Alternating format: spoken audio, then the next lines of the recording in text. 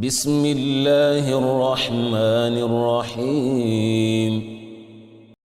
وأتموا الحج والعمرة لله فإن أحصرتم فما استيسر من الهدي ولا تحلقوا رؤوسكم حتى يبلغ الهدي محله فمن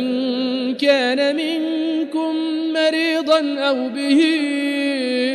أذى من رأسه ففدية من صيام أو صدقة أو نسك فإذا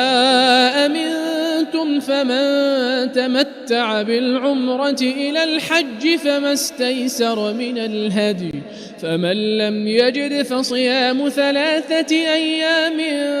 في الحج و7 إذا رجعتم تلك 10 كاملة ذلك لمن لم يكن أهله حاضر المسجد الحرام واتقوا الله واعلموا أن الله شديد العقاب الحج أشهر معلومات فمن فرض فيهن الحج فلا رفث ولا فسوق ولا جدال في الحج وما تفعلوا من خير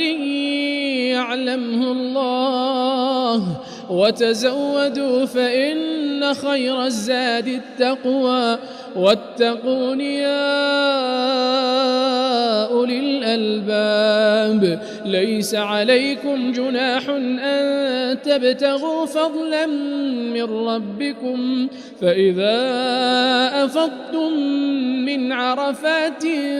فاذكروا الله عند المشعر الحرام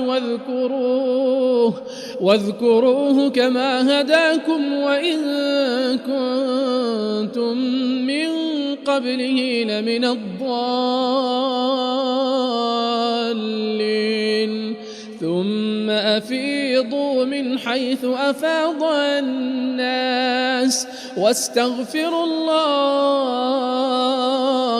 إن الله غفور رحيم فإذا قضيتم مناسككم فاذكروا الله كذكركم آباءكم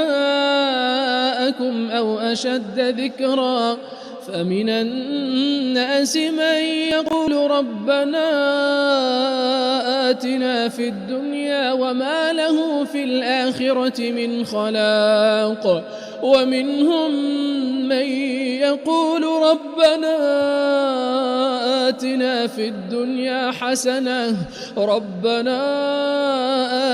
في الدنيا حسنة وفي الآخرة حسنة وقنا عذاب النار أولئك لهم نصيب مما كسبوا والله سريع الحساب واذكروا الله في أيام معدودات فمن تعجل في يومين فلا إثم عليه ومن تأخر فلا إثم عليه لمن اتقى واتقوا الله واعلموا أنكم إليه تحشرون ومن الناس من يعجبك قوله في الحياة الدنيا ويشهد الله على ما في قلبه وهو ألد الخصام وإذا تولى سعى في الأرض ليفسد فيها ويهلك الحرث والنسل والله لا يحب الفساد وإذا قيل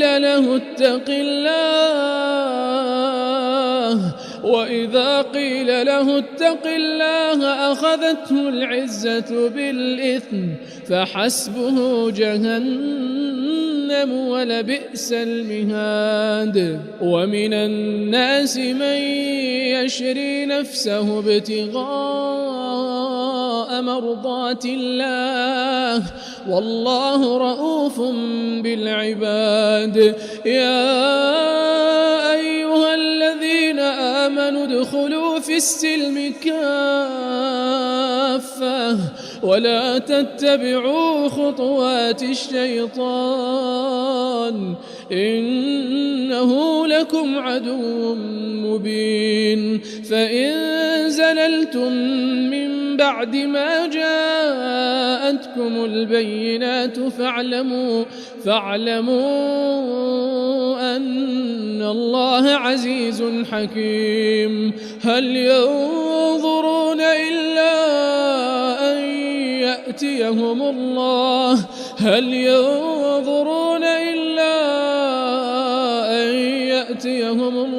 في